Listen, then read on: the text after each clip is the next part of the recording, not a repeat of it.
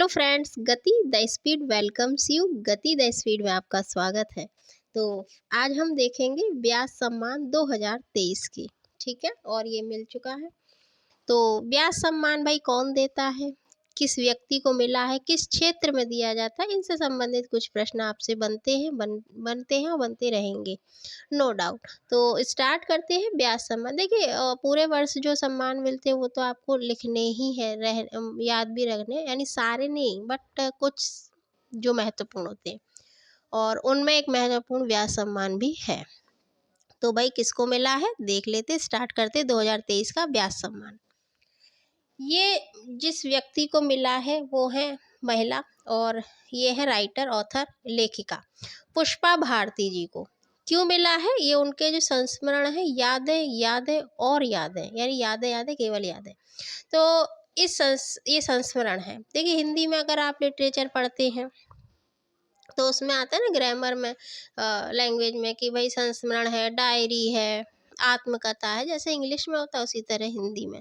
तो ये पूछ लेते हैं भाई किस लिए दिया गया है, किस कृति के लिए, क्या है ये, उपन्यास है, क्या है। तो ये संस्मरण है, ये आपको याद रखना है। नाम है यादें यादें और यादें, और पुष्पा भारती जी को ये 2023 का व्यास सम्मान मिला है। और ये दिया किसके द्वारा दिया दिया जाता है? तो ये बिरला फाउंडेशन के द्वारा दिया जाता है, और इसमें 4 लाख रुपए की राशि, ठीक है, राशि तो बढ़ती घटती रहती है, कोई वो नहीं, बट 4 लाख की है। और एक प्रशस्ति पत्र और स्मृति चिन्ह भेंट किया जाता है इसमें। तो ये भाई इनको मिला है।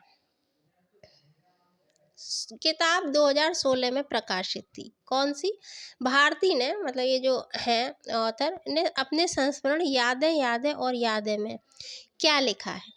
विभिन्न साहित्यकारों, खासकर हिंदी के जो चोटी के वो हैं ऑथर, जो साहित्यकार हैं, से संबंधित अविस्मरणीय संस्मरणों को रेखांकित किया है। ठीक है, इनमें कौन है प्रमुख है? माखनलाल चतुर्वेदी, महादेवी वर्मा जी अज्ञे है, हीरा लाल वात्स्यायन अज्ञे, निराला राही, मासूम रजा, कमलेश्वर और कई अन्य शामिल हैं। ये किताब 2016 में प्रकाशित हुई थी। तो इतना आई होप आपके लिए यहाँ से जानकारी है कि ये क्या है, संस्मरण। नाम क्या है? यादें यादें और यादें। क्या है? तो जितने भी जो राइटर थे उस टाइम के, उनके बारे में इन्होंने ये लिखा है, 2016 में प्रकाशित हुई थी। अब भाई व्यास सम्मान किसे कहते हैं? ठीक है, व्यास सम्मान भारतीय साहित्य में किए गए योगदान हेतु दिए जाने वाला क्या है, ज्ञानपीठ पुरस्कार के बाद दूसरा बड़ा सम्मान है साहित्य के क्षेत्र में। तो जैसे भारत रत्न है सबसे बड़ा नागरिक के सम्मान, उसी तरीके से लिटरेचर के क्षेत्र में, साहित्य के क्षेत्र में ये सर्वप्रथम, हमारे भारत का बात कर रही हूँ, ज्ञानपीठ पुरस्कार प्रथम नंबर पर, और फिर व्यास सम्मान। तो डेफिनेटली आपके लिए खासकर है, ये महत्वपूर्ण है। अब इसकी स्टार्टिंग कब हुई थी? तो 1991 में के बिरला फाउंडेशन के द्वारा ये किया गया था। और तो भाई जब किया गया तो पहला भी कोई होगा, और पहला हर चीज़ में महत्वपूर्ण होता है। तो वही पहला कौन था, किसको मिला था? 1991 में रामविलास शर्मा जी को, उनकी जो कृति थी भारत के प्राचीन भाषा परिवार और हिंदी के लिए दिया गया था। ठीक है, स्टार्टिंग व्यास सम्मान चयन वर्ष से ठीक पहले 10 वर्ष की अवधि में प्रकाशित किसी भी भारतीय नागरिक की हिंदी की एक उत्कृष्ट साहित्यिक कृति को भेंट किया जाता है। तो देखिए ये 2016 की है। ठीक है, तो मतलब 10 वर्ष जो है इसका टाइमिंग, इतने वर्षों में कोई हो किसी राइटर की, उनको ये दिया जाएगा। स्टार्टिंग 1991 में। तो क्या है, आपसे पूछेंगे भाई व्यास सम्मान किस क्षेत्र में दिया जाता है?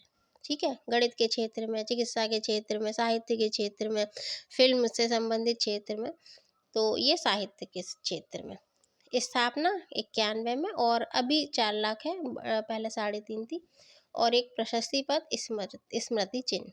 प्रथम थे रामविलास शर्मा जी, और आखिरी विजेता ज्ञान चतुर्वेदी। ठीक है,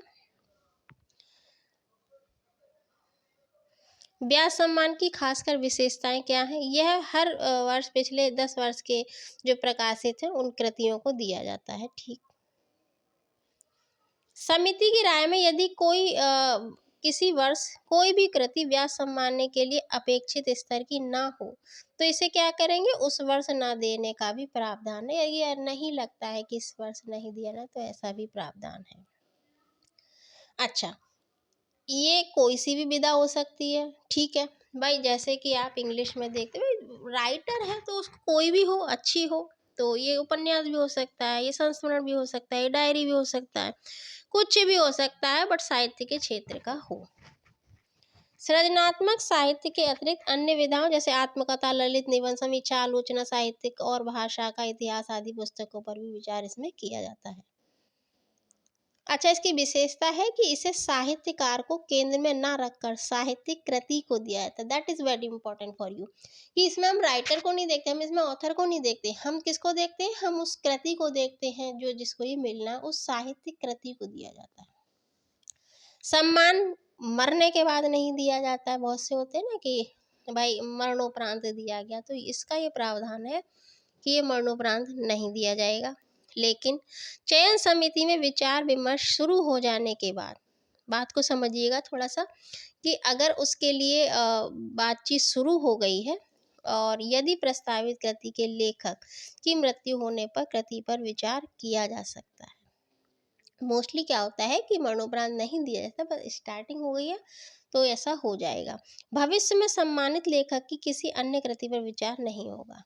22 में किसको दिया गया था, तो यह प्रसिद्ध हिंदी लेखक डॉक्टर ज्ञान चतुर्वेदी, नाम है व्यास सम्मान, और ये भी ज्ञान है तो ज्ञान को ही तो मिलेगा, ज्ञान को व्यास सम्मान। ज्ञान चतुर्वेदी जी को 2018 का उनका जो व्यंग था, और इनको 2016 का इनका है संस्मरण, ये 18 का इनको जो मिला था, तो आपको पिछले वर्ष का भी याद रखना है।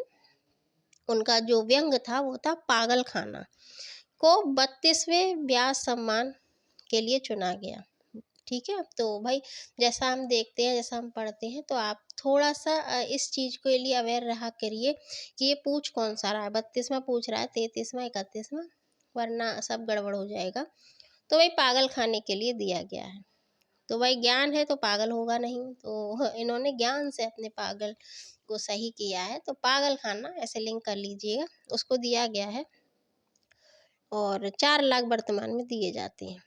21 में ये किसे दिया था, तो ये थे हिंदी के राइटर हैं असगर बजाहत जी, इन्हें दिया गया था। क्यों दिया गया था, इनका जो नाटक है, प्ले है महाबली के लिए, इन्हें 31वां दिया गया। तो आपको 31, 32, 33 आपके पास हो गए, और ये हम ऑलरेडी आपको बता चुके हैं कि कहाँ से दिया। तो 21 का, 22 का पागल खाना, 23 का क्या है, यादें यादें और यादें के लिए ये दिया गया है।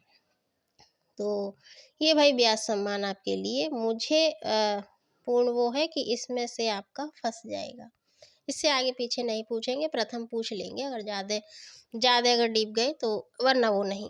तो प्रथम तो याद भी रखना है, ठीक है। अगर भाई आपका कोई महत्वपूर्ण सुझाव है, कोई हमारे लिए सजेशन है, तो आप कमेंट बॉक्स में दे दीजिएगा, और किसी अन्य पर वीडियो चाहिए तो बताइएगा, ठीक है। और अगर अच्छा लग रहा है तो लाइक करें, शेयर करें, और अपना प्रतिपुष्टि दें, फीडबैक दें हमारे फीडबैक के लिए। फिर मिलेंगे, थैंक्स फॉर वॉचिंग, जय हिंद।